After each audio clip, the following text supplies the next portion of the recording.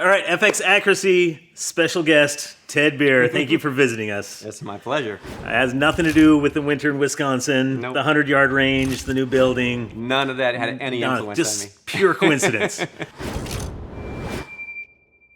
So we got some new products we're talking about, specifically about the Javelin Gen 2s that just hit the market. But in general, we want to talk about, because I saw this online, you have come out to said, this is your favorite rifle. Not the Impact. As you know, the Wildcat is probably my favorite gun in the FX lineup. The Wildcat. The Wildcat is... Specifically the bottle Wildcat, or Yes. just the Wildcat in general? Well, that's a tough one. I would go bottle Wildcat, Okay. Impact Wildcat. And the reason I say that is because I'm not demoting the original Wildcat.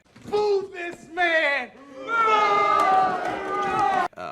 Because of any other thing then this has more power potential. Correct. This is a gun that I think 100% you can buy to shoot slugs or pellets with, and they're both going to work. I know that all those things work, and that it's actually quite a non-fussy gun.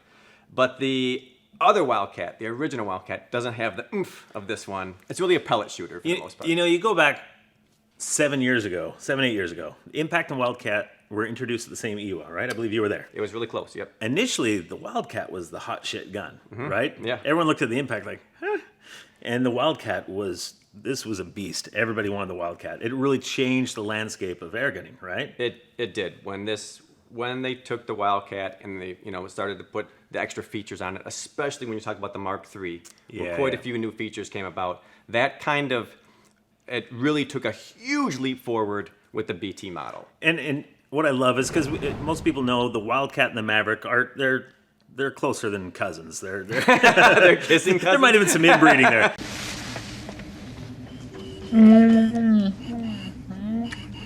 But the Maverick moved things forward with the big plenum. And then it was like, well, the Wildcat with that big plenum, that bridges the gap to your point of saying, okay, now we're not talking just a pellet gun. We can start doing stuff with slugs. Yeah. It needed that oomph. I mean, Yeah. Realistically, to get them up into the 900, mids to upper 900s, we needed to give it a bigger plenum and give it a little more, more robustness, a little more oomph. Oh yeah, he's a big boy. Now, I will admit, the stock on the Wildcat has always been secretly my favorite feel. Like the ergonomics of it is so perfect. I know you had a large part back in the day designing this. Back in the day, yes, I mean, after did. you blew up the Bobcat a little bit with this is back when you're really first working heavily with FX, influencing things, which is, I mean, that's how the relationship began, right? Frederick wanted your feedback and you wanted to give it. I wanted his gun in my hand as Right. basically, yeah. So back in the day, I reviewed more guns back then just to get them in my paws because I was so Right. eager to see everything.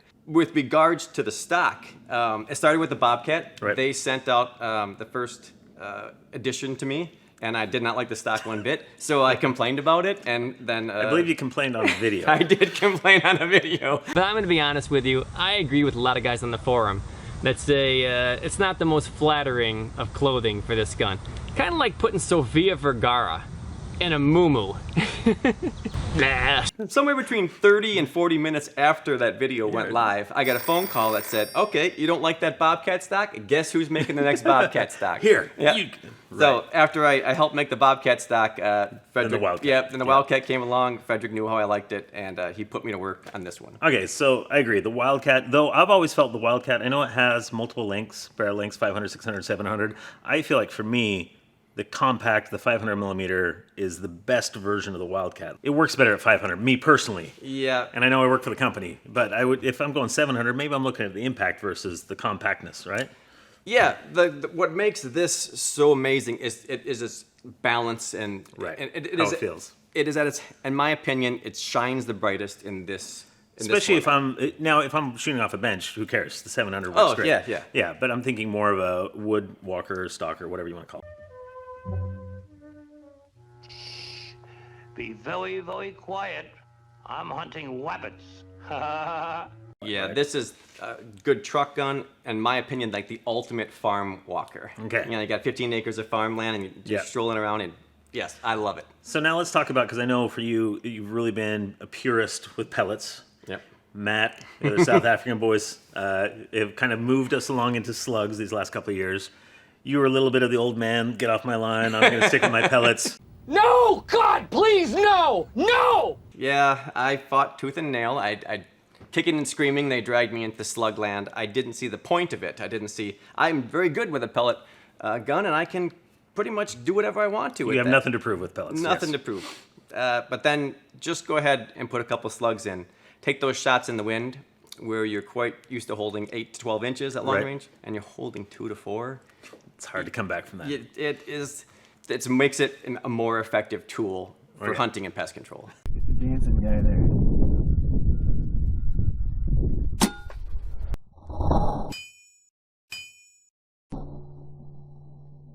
Okay, so you're starting to be converted to slugs. A lot of people I've heard say 500 millimeters, you're not shooting slugs.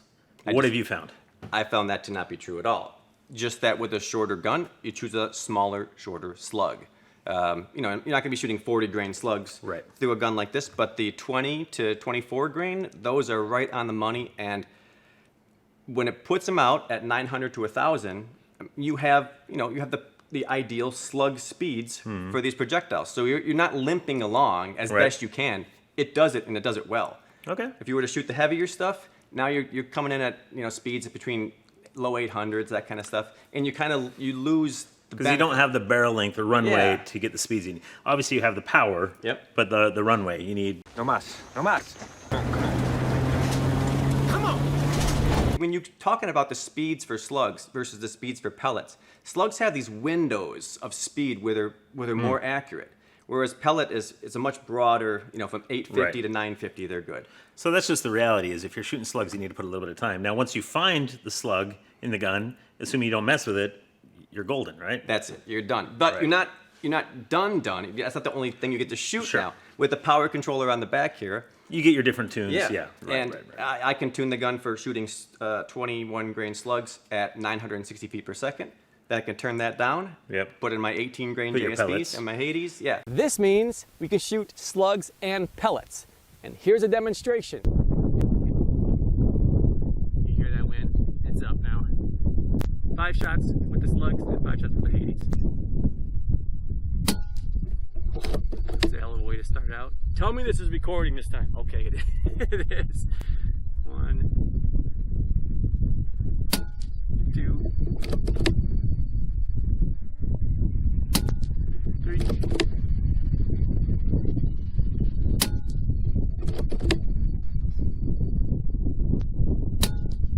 That's what I'd expect. Now, take our slugs out, down our power to 0, which is Hades at about 915 feet per second.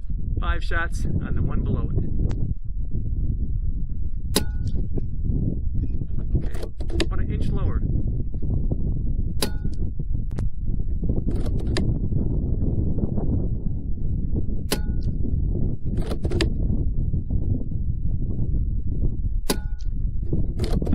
Wind's up. Yep. Felt the wind on that one. So yeah, about an inch lower with the Hades. That's pretty seamless, really, to go from one to the next. 8 clicks on here, and off you go. Pretty cool. What barrel do you have in That's the point. This is just a Smooth Trick Superior. This is not the heavy barrel. This is the pellet shooting barrel, but it also shoots quite a few slugs well. So, I mean, I wouldn't even say jack of all trades, master of none. I would say jack of all trades, master of a few trades as well. Seems pretty cool. And So bigger than 24. If I put a 600 millimeter on that, this could work, right? For some heavier slugs? Yeah, the bigger the barrel, I'd say from up to the 500 millimeter barrel up to 25 grain, Okay. 600 up to 28 grain, and then a 700 up to like 35 grain. Okay. No, wow. I'm going to write that down. So you started testing with slugs. You're saying 20 to 25 grain. And assuming, let's say I got this gun. This is my first new gun. It's the same idea. Okay, I know I need to do 20 to 25 grain weights. There's a bunch of options out there. What did you find that worked best for this gun? And when I say for this gun, because every gun can be a little different. Yeah. So you want to test, right? That's right. Walk me through your process. So we tuned the gun pretty much as hot as we could get it. Okay. Our regulator set at about 130. I don't like to push that too high. I don't want my shot counts to get Okay. too bad. But with the bottle, now we have a 250 fill rather than a 230 fill Right. compared to Right. the cylinder. So we got it hot as we could get it, and these are 4 that really did well for us. The FX hybrids are no surprise at all because they shoot really well out of pellet barrels. Lightweight. So, yeah. The new Javelin 21 grains were remarkably good, and they fly flat and fast. So, and when we say new, not only the Gen 2s, but the Gen 2 introduced that weight. That's a new weight for them. Before, they went as low as 23, so these 21 are brand new to the market. That's correct? right, and they found out that with their tests that the 21 grain, in spite of being 2 grains lighter, the ballistic coefficient is the same too. So that's why we test. I highly recommend starting off with these. It's actually it's pretty economical slug as well. And finally, the NSA Nielsen Specialty Ammo had quite a few that did well. The 20.2 and .2165, .217, and .2175 all did very well. And it's another very light, tiny little slug. Yep. It's a small pill. By compared to what you think of as a slug, you take this out, you set it down. It looks like kind of like a little acorn or something. Right. You know? Right. So it's a nice little pill that zips on down here, and it is accurate as pellets at 50 and more accurate at 100. Wow. Right. Because the pellets start to open up where these are still flying much flatter. You actually bring a good point, because for a couple of years ago, my thought process was always, if I'm shooting pellets 100 yards and under, I'm going to be more accurate. Than slugs is you get the advantage past that. But I think that's shifting. It is. The slugs are getting more and more accurate, where I think you're right. If I'm shooting to 50 yards, just shoot pellets, you're good. Yeah. Unless I need the punching power of a heavier weight slug. But the slugs are now between 50 and out. That's where you get the advantage. The BC, drift, things like that. That's a good observation. It used to be beyond 100 because the slugs would group 1.5 2 inches at 100. But then 4 inches at 200. Where pellets were all over. They're all over. Right, by that time, they're going anywhere they want. So, yeah, it gave you a stable projectile longer out. Range it.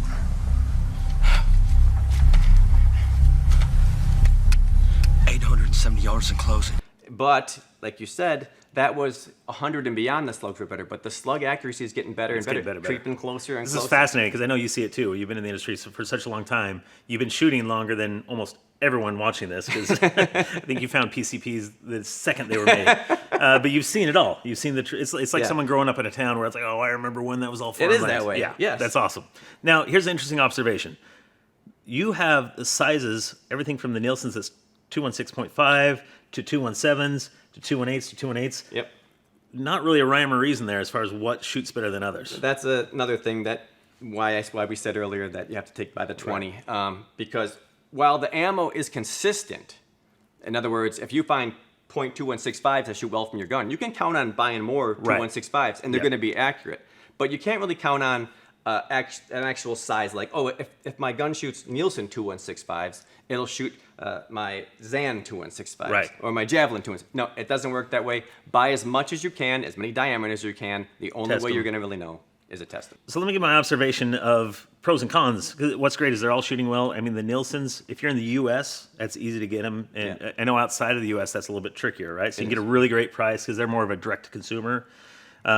The hybrids are the most expensive of these, but you get that really cool design, and that's where the cost comes, right? That two-stage, they carve it out, and then they bend it in. Yeah. And you really hollow it out. Yeah, they have to do more to make it. Right. Yeah. And I've noticed in general, these work out of more barrels. It's almost like any barrel that shoots a pellet shoots these just fine. Yep. And now I will say what I really like about the Javelins, I think their big advantage, it's the pure lead. So these are made in South Africa, hand swaged. Soft. You can't make pure lead out of machines. It just the pins stick. There's problems. Oh. So that idea of that's the cool advantage there, and because they're made in South Africa with the conversion rate, they're more than the Nielsen's, but they're less than the hybrids. Oh yeah, I hadn't thought about that. Yeah. We save money on that conversion rate as they cross over. Something DOO economics, voodoo economics. It's a global world. Yeah. So I really like this. The new design change, besides the new lower weight, they have that cup base on the bottom. I think they perfected the dies a little bit. I know these guys spend a lot of time really looking at their shape, testing. If you have javelins from 2 or 3 years ago and you take that and compare it to now, you can see a lot of refinement in the ammunition. Yeah. So that is worth a fresh look. The Gen 2s are a big difference on there. So yes. Awesome. That's fantastic. So speeds. What are you shooting these all at? Speeds. So anywhere between 900 to 1,000, basically. Okay. So the 24 grains we couldn't. Those about 890, 900. Okay. And then I like the I like to slow her down at about 1,000. I don't like to like drive it as hard as it possibly can. You don't want to go on the trend. I'd much rather shoot at 960 and have everything be harmonically comfortable. Gotcha.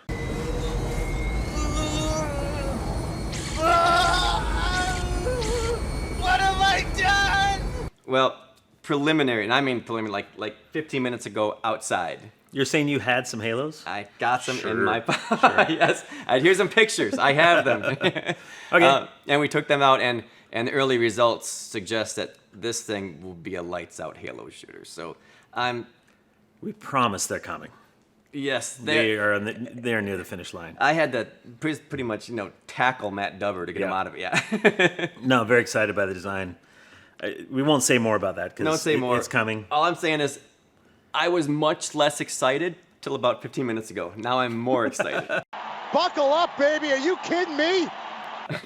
We'll leave it at that, I guess. So essentially, who cares about? No, I'm just kidding. What's great about it is everything has a tool. We were talking about the halos. My excitement on that is I feel like the halos are replacing pellets in my mind. Same price point, shoot lights out, different speeds, and then it depends on what I'm hunting, right?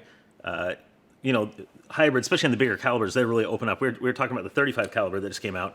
I'm not shooting big game on that. I'm doing coyote and below. But then I want a solid if I'm doing something like hogs. It's all about a tool. Yep. Right. And I love that with air gunning, you have so many options. You were talking about it earlier. Back in the day, there was limited pellet options, and you had to test all these things. Now the pellets is really flushed out. It's going that same direction with Yeah, slugs. if you just got into PCPs in the last 3 years, you are spoiled. You have no idea. Uphill both ways. You were lucky to have a room. We used to have to live in the corridor. Oh, we used to dream of living in a corridor. I went so far as to pay like $40, $50 a tin for that lot of that year that you knew was the best for your gun for competition. Right. Those days are gone. You can pick up 18 grains, put them in your gun. They're all going to shoot amazing. Yep. Yeah. Awesome. Well, thanks for coming by and visiting us. Oh, I hope you come back a little bit more often. I will. It has nothing to do with the range, the new facilities, the personnel, No. the weather. Nothing. All the snacks in the kitchen. No. None of that. Nope. All right. That's it. FX Accuracy. See you guys next time. Thank you, Ted. You bet. Appreciate it.